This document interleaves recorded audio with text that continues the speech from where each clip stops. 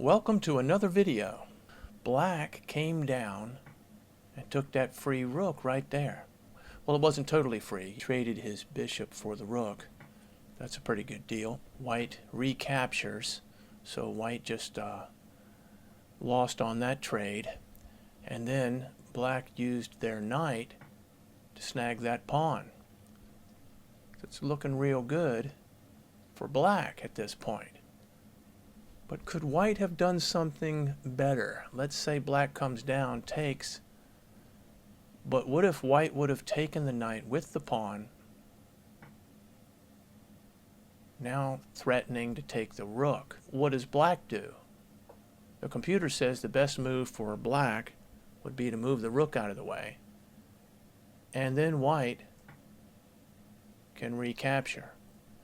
So let's go back and look at what happened. Black came down and takes a rook.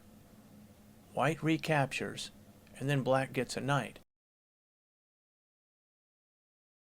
So after all that, black got a rook and a pawn in exchange for a bishop. A rook and a pawn, that's 6 points in exchange for a bishop, that's 3 points. So black did very well in that deal. But had white changed the order, and instead of recapturing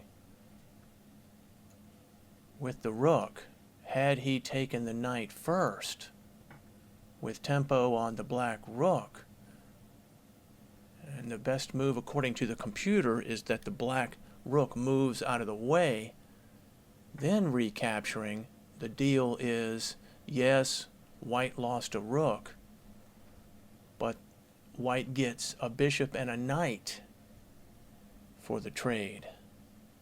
So a rook worth 5, a bishop and a knight, 3 apiece, that's 6.